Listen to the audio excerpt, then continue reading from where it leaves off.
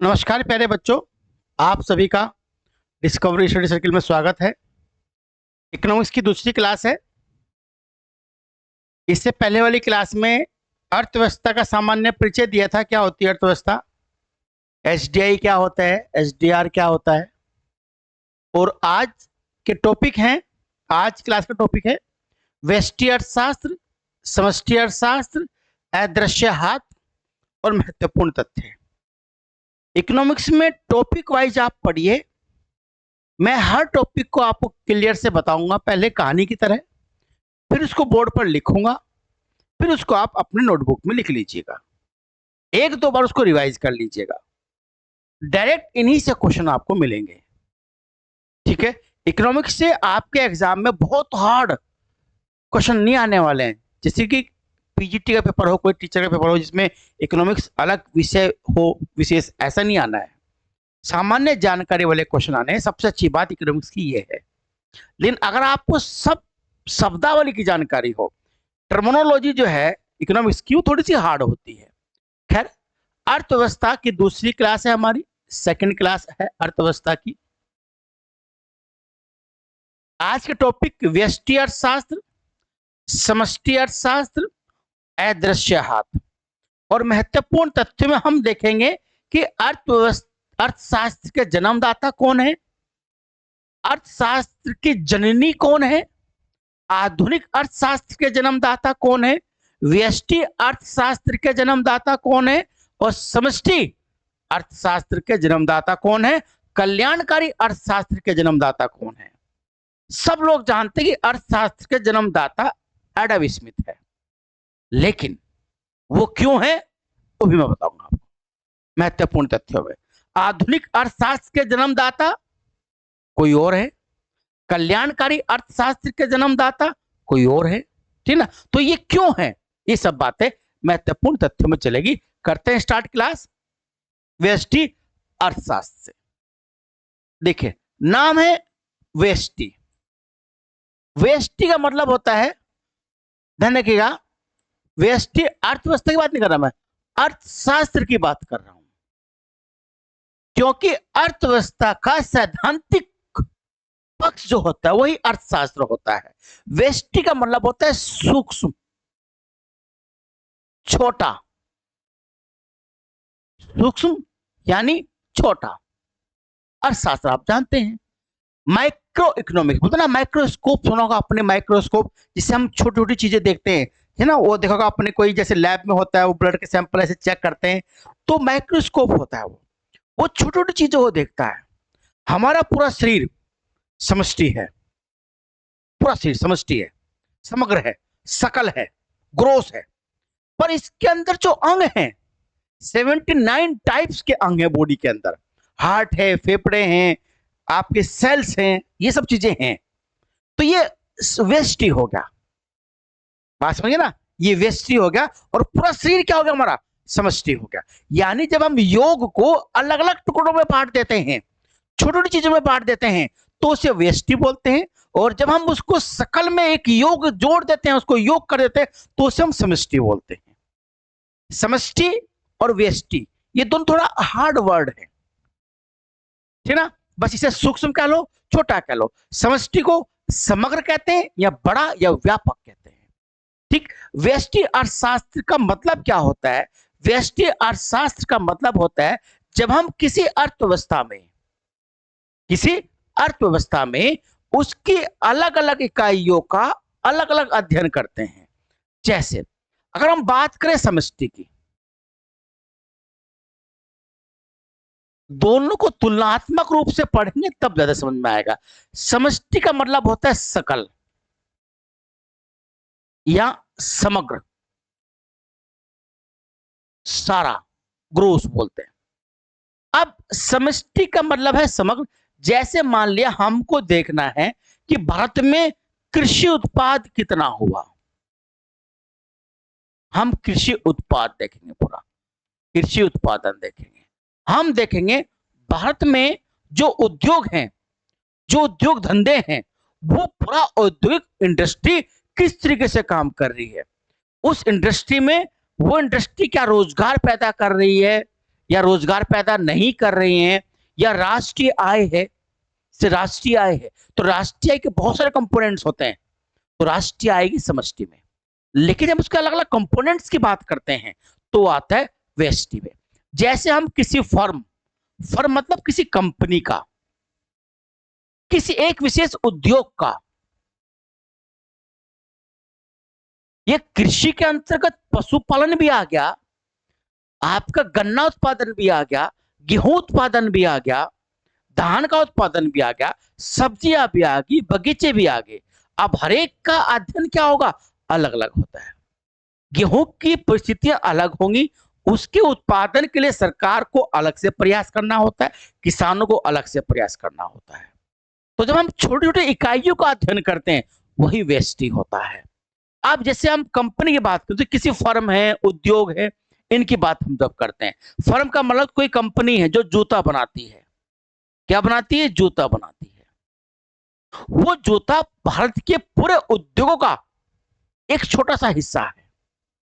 अब उस कंपनी में जो जूता बनाती है उसमें उसको जो है लेदर यानी चमड़ा भी चाहिएगा, उसको रेक्सिन जो प्लास्टिक रबड़ आती है उसी भी चाहिएगी, चिपकाने वाला जो उसमें फेविकोल आता है या कुछ और जो गम आता है वो चाहिएगा, इलेक्ट्रिसिटी चाहिएगी, मकान चाहिएगा, ठीक ना, यानी इसको बहुत सारी पूंजी चाहिएगी। अब उसके लिए उसे जो है कुछ ना कुछ और जो चीजें होती, छोटी कील होती हैं लगाने के लिए, वो चाहिएगी। अगर हम इन सबका अलग अलग अध्ययन करेंगे, अलग अलग फर्म का अलग अलग चीजों का अध्ययन करेंगे तो वो व्यष्टि हो गया। वो क्या हो गया, व्यष्टि। अब हम समष्टि में क्या है, सकल।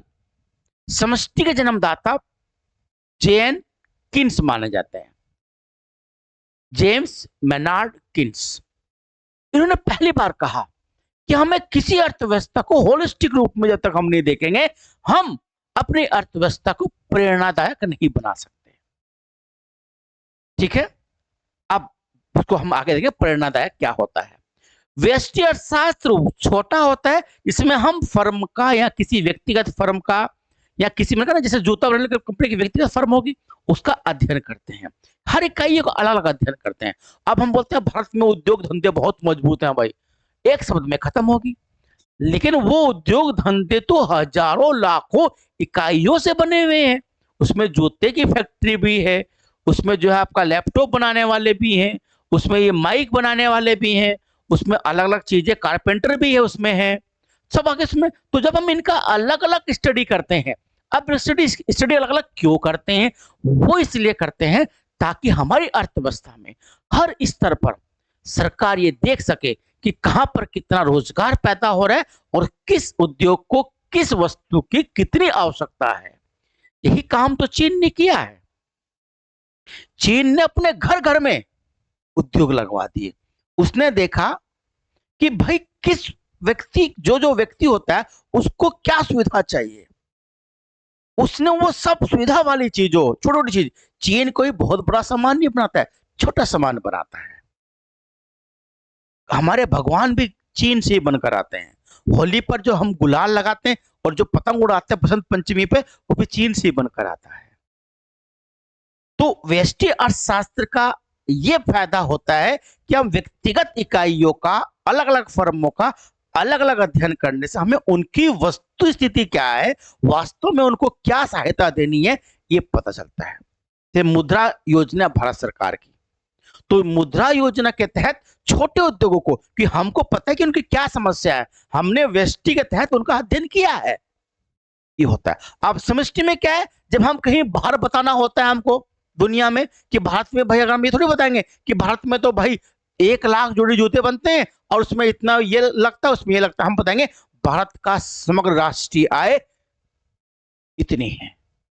हम कहेंगे भारत की सकल जो राष्ट्रीय है वो $5 ट्रिलियन की होने वाली है।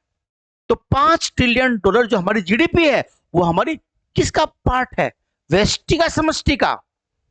समष्टि का पार्ट है। समग्र में देख रहे हैं राष्ट्रीय को, पर राष्ट्रीय के कंपोनेंट्स तो अलग अलग हो गए। कृषि से अलग आय आती है, उद्योग से अलग आती है। अब उद्योग के अंदर जाओगे तो कहीं जूता बन रहे हैं, कहीं कारपेंटर्स हैं, कहीं जो है आपका बैटरी बना रहे हैं, कहीं जो है आपका जो है इन्वर्टर बना रहे हैं, अलग अलग बना रहे हैं। तो अलग अलग अध्ययन करेंगे वो व्यष्टि में माइक्रो में आता है, और समग्र में अध्ययन करेंगे, पूरा होलिस्टिक रूप में अर्थव्यवस्था को देखेंगे, तो हमारा समष्टि में आता है। ठीक है, आप जो मैंने आपको बताया वो लिख भी लीजिएगा कि व्यष्टि अर्थशास्त्र में क्या होता है। व्यष्टि में हम व्यक्तिगत फर्म का अध्ययन करते हैं, ये जूता बनाने वाले हैं, या किसी एक उद्योग का अध्ययन करते हैं, जबकि समष्टि में हम सकल पूरा कृषि उत्पाद देखेंगे, पूरा रोजगार की स्थिति देखेंगे कैसी है भारत की, रोजगार को देखते हैं हम इसमें। इसमें हम राष्ट्रीय आय को देखते हैं, भारत की राष्ट्रीय आय कितनी है। जैसे अभी राष्ट्रीय आय भारत की कितनी होने वाली है, भारत की राष्ट्रीय आय अभी $5 ट्रिलियन की होने वाली है। इसमें हम समस्त उत्पादन देखते हैं, सकल उत्पादन देखते हैं, भारत का सकल जो औद्योगिक उत्पादन होता है, जो कृषि उत्पाद होता है, वो सब देखते हैं। ठीक है ना, इसमें समग्रता होती है, इसमें छोटी चीजें होती हैं।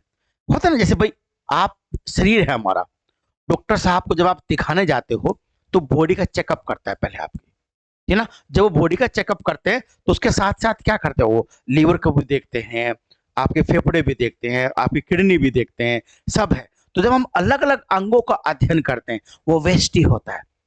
और जब हम समग्र शरीर का अध्ययन एक पे देखें, हाँ भाई बॉडी बिल्डर है कि नहीं है, हाँ यार मसल्स वसल्स बनी हुई है कि नहीं बनी हुई है, तो हम समग्रता में देखते हैं। बस यही अंतर है समष्टि में और व्यष्टि में। क्वेश्चन ये आया था अभी एक एग्जाम में कि इसमें से कौन सा, इसमें से ये आया था क्वेश्चन कि व्यक्तिगत फर्मों और व्यक्तिगत इकाइयों का अध्ययन किस प्रकार के अर्थशास्त्र में करते हैं, समष्टि में, कल्याण में, या व्यष्टि में, या एक और उसमें दे रखा था क्या था। तो ऐसे ऐसे क्वेश्चन आते हैं। अब क्वेश्चन ये पूछ सकता है कभी भी आपसे कि इसे ना जैसे समष्टि है कि संपूर्ण रोजगार की स्थिति का अध्ययन किस में करेंगे, या सकल राष्ट्रीय आय का अध्ययन किस अर्थशास्त्र में करते हैं, ठीक है ना, सकल बेरोजगारी का अध्ययन किस शास्त्र में करेंगे। तो इस तरीके से तो ये व्यष्टि अर्थशास्त्र हो गया और समष्टि अर्थशास्त्र हो गया। अब हमारा जो तीसरा टॉपिक है वो हमारा टॉपिक था, ध्यान रखिएगा आप, ये लेसेस फेयर। कौन टॉपिक था, लेसेस फेयर। ये देखिए आप, अदृश्य हाथ या लेसेस फेयर, अदृश्य हाथ, अदृश्य हाथ। ध्यान रखिएगा, अदृश्य हाथ के लिए ही एक अलग नाम आता है, उसको बोलते हैं लेसेस फेयर, लेसेस फेयर। एक इसी के लिए अलग नाम आता है बाजार अर्थव्यवस्था। ये भी क्वेश्चन दिल्ली पुलिस में आ चुका है। बाजार अर्थशास्त्र कह लो या बाजार अर्थव्यवस्था कह लो, इसी के लिए एक शब्द आता है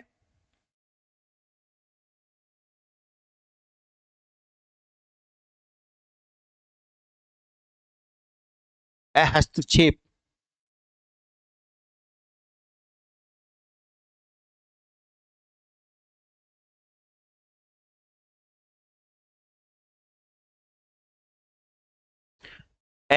हस्तक्षेप अर्थव्यवस्था।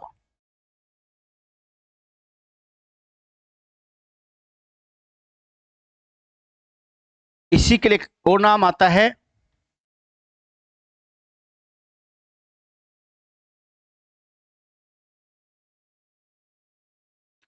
हस्तक्षेप रहित अर्थव्यवस्था।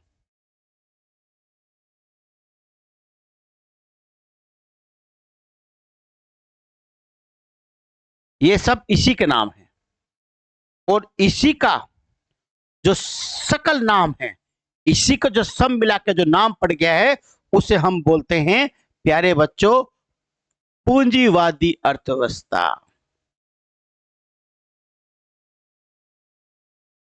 देखिए, अदृश्य हाथ कह लो, अदृश्य हाथ जो शब्द दिया था, ये दिया था एडम स्मिथ ने। किसने, एडम स्मिथ, जिसे कि हम अर्थशास्त्र का जन्मदाता कहते हैं, उन्होंने अदृश्य हाथ शब्द दिया था।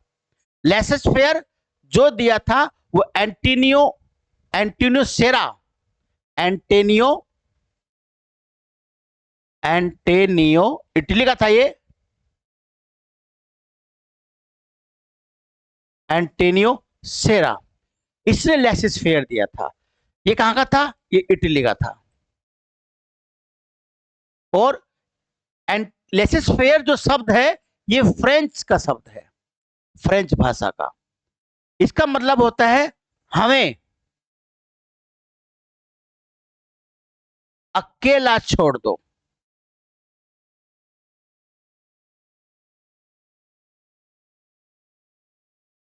हमें अकेला छोड़ दो।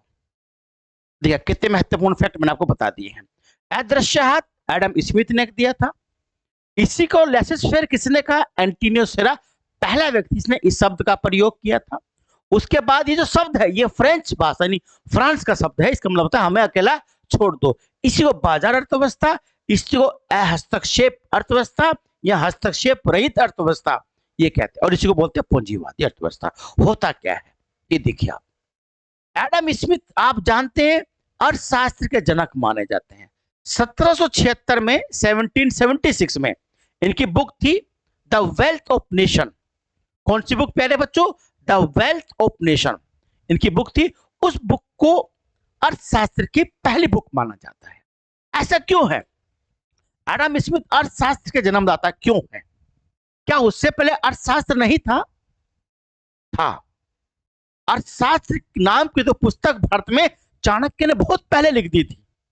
क्योंकि हमारे यहां हमारी संस्कृति में धर्म अर्थ काम मोक्ष, धर्म अर्थ काम मोक्ष ये चार पुरुषार्थ माने जाते हैं।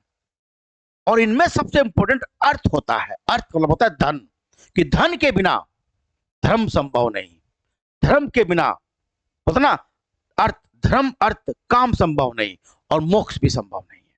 तो अर्थ था, हमारी सारी चीजें अर्थ के इर्द गिर्द ही घूमा करती थी। अर्थ इतना महत्वपूर्ण था, धन इतना महत्वपूर्ण था, तभी तो हमने धन को लक्ष्मी का रूप दिया है। हमने किसी चीज को इतना रूप नहीं, महत्व नहीं दिया जितना किसको दिया? लक्ष्मी को दिया है। कि लक्ष्मी को हमने तभी तो कहा कि भाई हमारा धन जो है, हमारी संपत्ति, हमारी संपदा जो है वो लक्ष्मी का रूप है। कि धन अर्थ हमारे लिए सब कुछ, अर्थ के इर्द गिर्द ही सब कुछ घूमता था। इसलिए कौटिल्य, चाणक्य या विष्णुगुप्त एक ही व्यक्ति के तीन नाम हैं। इन्होंने इसने ही ये किताब लिखी थी अर्थशास्त्र। पर उसका विषय जो है अर्थशास्त्र ना होकर प्रशासनिक विषय है, राजनीतिक विषय है। नाम क्या है? अर्थशास्त्र है।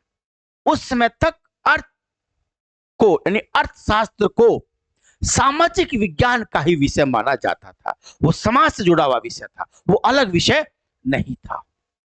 एडम स्मिथ ने द वेल्थ ऑफ नेशन में पहली बार एक अर्थशास्त्र कहा कि अलग से एक ऐसा शास्त्र है जैसे कि अलग से भौतिक विज्ञान है, रसायन विज्ञान है, समाज शास्त्र है। क्योंकि राजनीति शास्त्र पहले आ चुका था। मैकियावेली जिनकी किताब है द प्रिंस, तब वो भी राजनीति शास्त्र के जन्मदाता माने जाते हैं। मैकियावेली इनकी पुस्तक का नाम है प्रिंस। उन्होंने कहा था कि राजनीति अलग विषय होना चाहिए। ऐसी एडम स्मिथ ने अपनी पुस्तक में इस बात को संकेत दिया कि अर्थशास्त्र अन्य विषयों की तरह एक अलग अध्ययन का विषय होना चाहिए। इसलिए वहां से फिर हमें अर्थशास्त्र अलग शाखा के रूप में दिखाई देने लगता है। एडम स्मिथ ने ही अदृश्य हाथ दिया। बाजारवादी अर्थव्यवस्था की बात करने वाला पहला व्यक्ति एडम स्मिथ था। सोचिए आप, 1776 की बात चल रही है। कब की बात चल रही? 1776। 1776 का मतलब है इंग्लैंड में औद्योगिक क्रांति हो चुकी है। इंग्लैंड में औद्योगिक क्रांति हो चुकी है, उत्पादन बहुत बड़ी मात्रा में हो रहा है। लेकिन पूरे यूरोप के अंदर और इंग्लैंड के अंदर इतनी आबादी नहीं थी कि इंग्लैंड में औद्योगिक क्रांति के बाद जो उत्पादन बढ़ा, जो सामान बहुत बड़ी मात्रा में बनने लगे, उन सामान का कहीं यूज हो सके। इसलिए एक अवधारणा आई कि उत्पादन बाजार स्वयं ढूंढ लेता है। उत्पादन बाजार स्वयं ढूंढ लेता है। वहीं से उपनिवेश, कॉलोनी होता ना, कॉलोनी बसने का, उपनिवेश की अवधारणा आई। और उन्होंने यूरोप के लोगों ने यूरोप से निकल तो बहुत पहले गए थे, पुर्तगाली वगैरह, लेकिन तब तक उपनिवेश बसने स्टार्ट नहीं हुए थे। अब उन्होंने नए नए उपनिवेश बनाने स्टार्ट कर दिए। एक अलग दूसरे देशों की आर्थिक संसाधनों पर कब्जा करना शुरू कर दिया। तो 1776 में द वेल्थ ऑफ नेशन, और जो बाजारवादी अर्थव्यवस्था के जो पीछे काम कर रहा था वो कहीं ना कहीं औद्योगिक क्रांति का वो दौर था। तो उस एडम स्मिथ ने कहा कि हमें बाजार में वही वस्तु बनाई, वही वस्तु, लिखता हूं मैं, एडम स्मिथ ने कहा कि बाजार में उसी वस्तु का उत्पादन होना चाहिए, उसी वस्तु एवं सेवा का उत्पादन होना चाहिए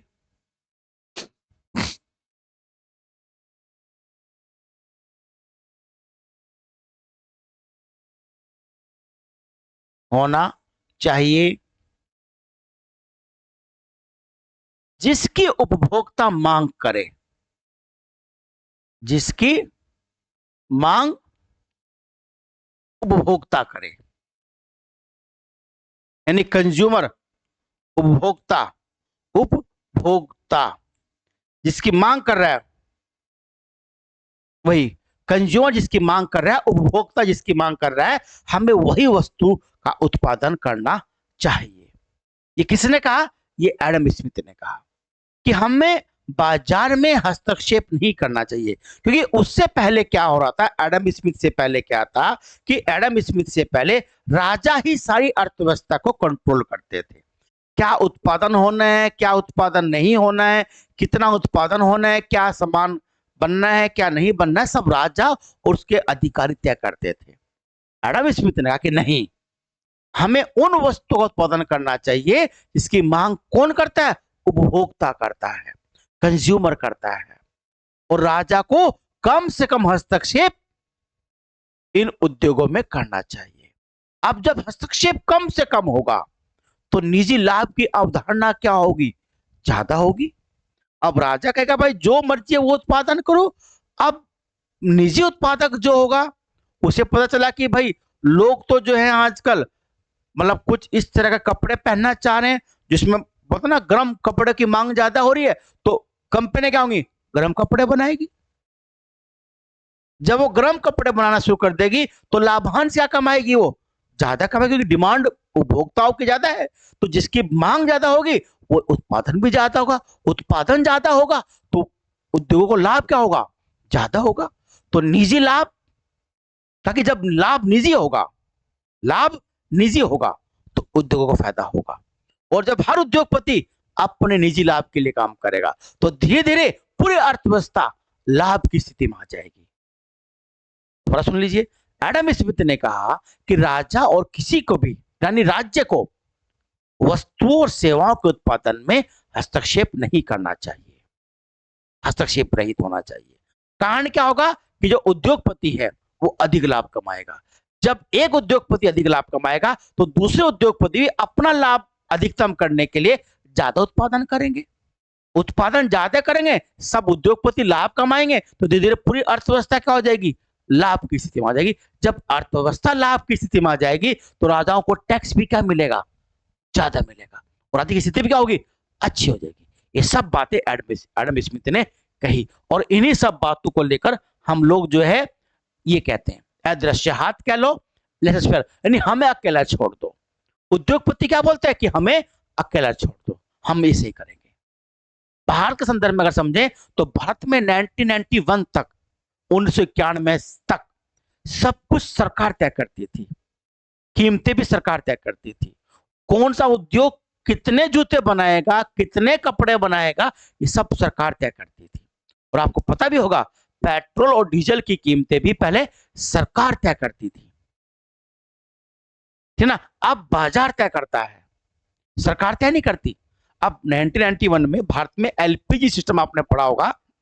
एलपीजी का मतलब लिक्विड पेट्रोलियम गैस नहीं है। लिबरलाइजेशन, एल से, पी से प्राइवेटाइजेशन, और जी से globalisation. LPG system Rao Manmohan model के बाद लागू हुआ, और ये कह दिया गया कि जो बाजार मांग करेगा उसी का उत्पादन करेंगे। तो इसे बोलते हैं बाजार आधारित अर्थव्यवस्था। फ्रेंच यानी हमें अकेला छोड़ दो, हस्तक्षेप अर्थव्यवस्था या हस्तक्षेप रहित अर्थव्यवस्था।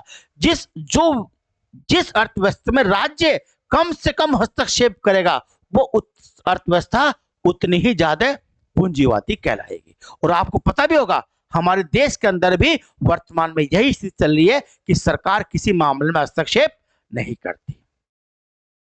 प्राइवेट कंपनियां 30 दिन के बजाय 28 दिन का रिचार्ज देती हैं, लेकिन सरकार ने कोई हस्तक्षेप नहीं किया ना। और बहुत सारी चीजें हैं जो हम उपभोक्ताओं को नुकसान पहुंच रहा है, लेकिन बाजारवादी अर्थव्यवस्था में कंज्यूमर भगवान होता है, गॉड होता है। जो सोवरेनिटी होती है, जो संप्रभुता होती है, वो उपभोक्ता की होती है। क्योंकि पूंजीवादी अर्थव्यवस्था में प्रतिस्पर्धा ज्यादा होती है, कंपटीशन ज्यादा होता है। क्योंकि आप जानते हैं भारत में भी एलपीजी सिस्टम आने से पहले लोहे में टाटा और जूते में बाटा, यही दिखता था। उसमें क्या था, अगर आप फोन की बात करते हो बीएसएनएल, एमटीएनएल, यही हुआ करते थे। और घर में लैंडलाइन लगाने के लिए 2-2, 5-5 साल का इंतजार करना पड़ता था बच्चों।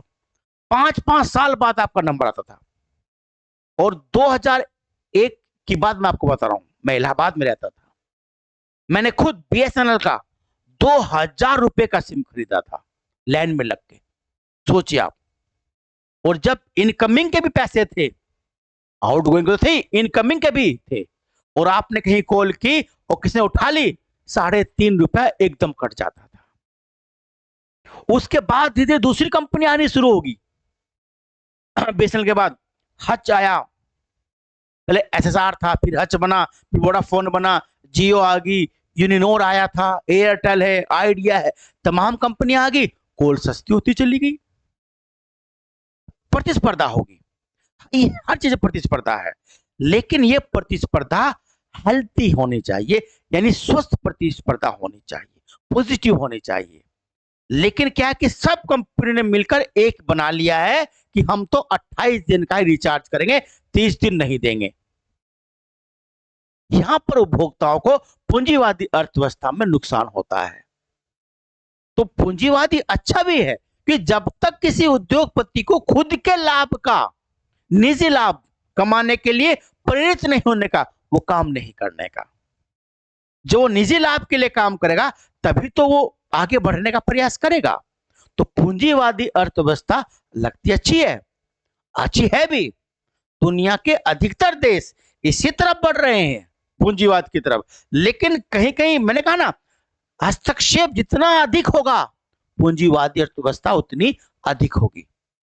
हस्तक्षेप हमारे यहां अभी भी है, थोड़ा सा हस्तक्षेप हमारे यहां, जो ट्राई है, आईआरडीए है, रेरा है, तमाम सेबी है, ये तमाम संस्थाएं हैं जिनको हम आगे पढ़ेंगे। ये तमाम संस्थाएं प्राइवेट कंपनियों पर अंकुश लगाती हैं।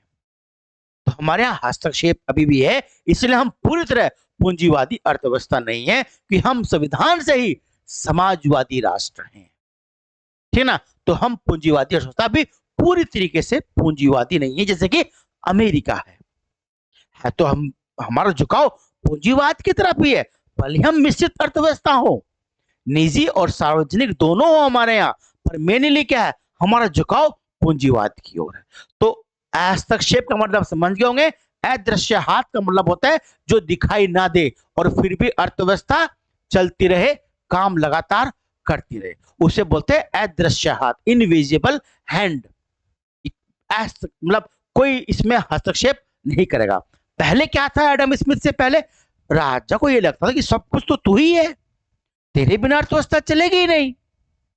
तू है, होता है ना ऐसा, कुछ आदमी ऐसे होते हैं, वही सोचते हैं अगर तू घर में रहेगा तो ही घर चलेगा, तो ही देश चलेगा। जब इंदिरा गांधी मरी तो ये हुआ, अरे यार अब क्या होगा, इंदिरा गांधी मर के देश कैसे चलेगा, देश अब भी चल रहा है, हमें चलेगा। तो राजा ये सोचते थे कि अगर हम नहीं रहेंगे तो अर्थव्यवस्था, राजनीति कैसे चलेगी। अब राजा तो है नहीं, फिर भी सब कुछ चल रहा है। तो एडम स्मिथ ने कहा कि राजा जी आप हस्तक्षेप ना करें, अर्थव्यवस्था खुद ब खुद चलेगी। यही होता है अदृश्य हाथ। इसे बोलते हैं बाजारवादी अर्थव्यवस्था, इसे बोलते हैं हस्तक्षेप रहित अर्थव्यवस्था, इसे बोलते हैं लेसेस फेयर वाली अर्थव्यवस्था। ठीक है, तो ये चीजें जरूर याद रखिएगा आप। पूंजीवादी अर्थव्यवस्था क्या, सब इसी के नाम है। अदृश्य हाथ कह लो, लेसिस-फेयर कह लो, या आप इसे कुछ भी कह लो। ठीक है, चलिए अब ये टॉपिक आपके पूरे हो ही गए हैं। देखो वेस्टी हो गया। वेस्टी हमने बताया कि छोटी, जब छोटी छोटी इकाइयों का अध्ययन करते हैं, समष्टि बता दिया मैंने आपको, ये हो गया। महत्वपूर्ण तथ्य, महत्वपूर्ण तथ्यों में हमको ये देखना है कि जैसे हम कहें ना अर्थशास्त्र के जन्मदाता कौन, तो हम कहते हैं अर्थशास्त्र के जन्मदाता।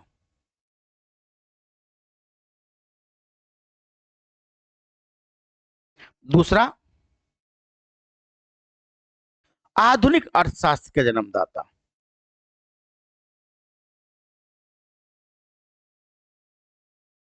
आधुनिक अर्थशास्त्र,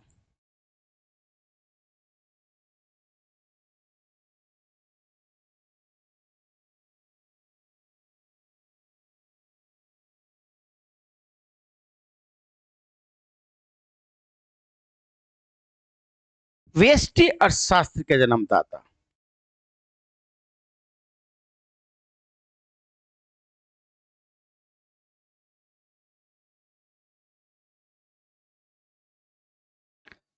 समष्टि अर्थशास्त्र के जन्मदाता।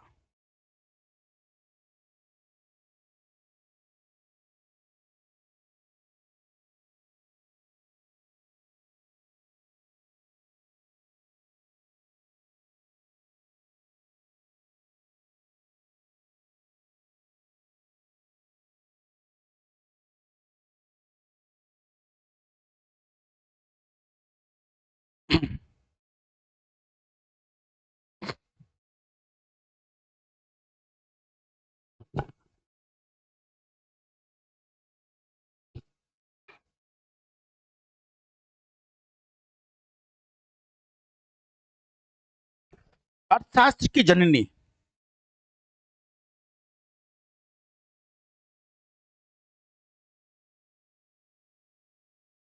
अर्थशास्त्र की जननी। देखिए अगर हम बात करें इसकी तो एडम स्मिथ, लिख लीजिएगा आप।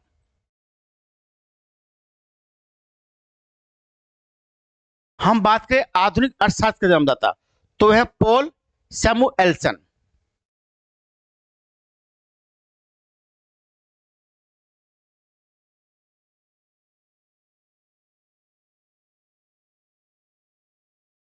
पॉल सैमुएल्सन। वेस्टी के जन्मदाता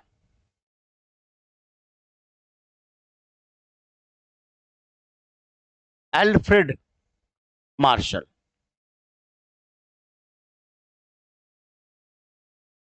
समष्टि जन्मदाता J Z Maynard, J M Keynes.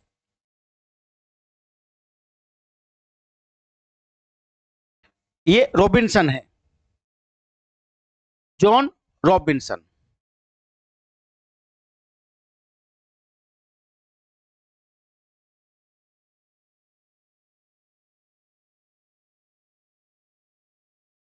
ये अलग अलग है।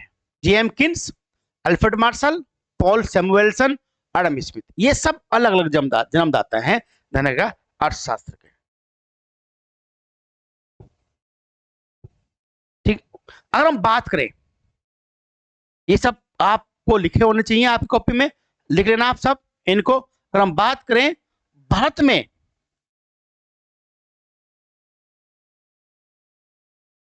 भारत में आधुनिक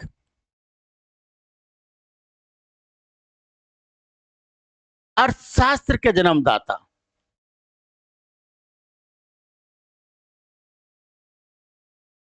शास्त्र के जन्मदाता, तो वो कौन है? वो है M G Ranade. M G Ranade, Mahagovind Ranade बोलते हैं, M G Ranade, M G Ranade. ये भारत में आधुनिक अर्थशास्त्र के जन्मदाता है। तो ये 3 टॉपिक थे जो मैंने आपको बताए, व्यष्टि अर्थशास्त्र, समष्टि अर्थशास्त्र, अदृश्य हाथ, लेसिस फेयर।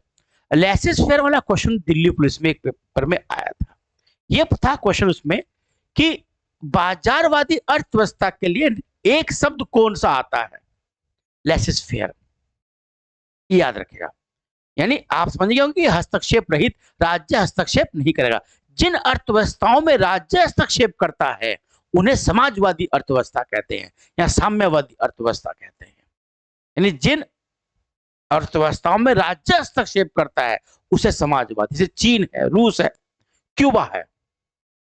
1991 से पहले हम भी ऐसे ही थे, हमारा झुकाव समाजवाद की तरफ ज्यादा था, तो उसे समाजवादी अर्थव्यवस्था बोलते हैं। और जहां हस्तक्षेप कुछ है कुछ नहीं है वो मिश्रित है। जैसे हमारे यहाँ है, बहुत सारी चीजें हमारे यहाँ क्या है, खुली है, कोई भी कर सकता है। यानी जितनी कंपनियां कुछ भी काम करे, कुछ भी बनाए, कोई सरकार कोई जनरली कोई छेड़छाड़ नहीं करती। हाँ, सरकार को ये लगता है कि भाई रोमिंग, पहले सब कहता टेलीकॉम सेक्टर में रोमिंग बहुत हो लगती थी कि जैसे आप दूसरे स्टेट में गए तुरंत आपके पैसे कटने शुरू, इनकमिंग कॉल शुरू।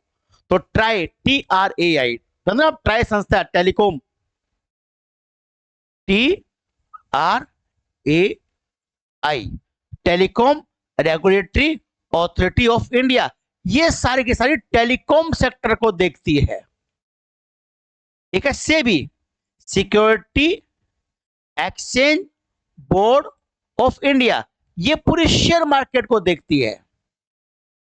गड़बड़ तो नहीं कर रहा। एक है रेरा, RERA,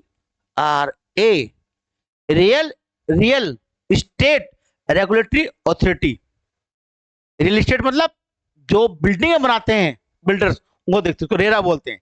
एक IRDA है,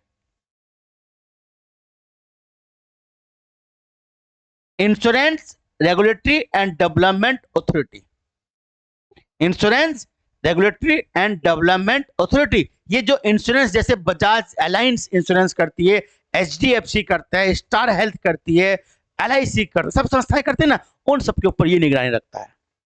सामान्य हस्तक्षेप नहीं, दूर बैठे देखते हैं, हाँ भाई करते रहो, काम करते रहो, कुछ गड़बड़ किया तो हम हैं। ऐसी रेरा है, ये भी बनी है सबसे बाद में। सेबी है, शेयर मार्केट में कितने काम कर लो, कुछ भी करो, आप खरीदो बेचो, हाँ कोई अगर कर रहा है गड़बड़ तो उसको सेबी देखता है। ट्राई टेलीकॉम को देखती है।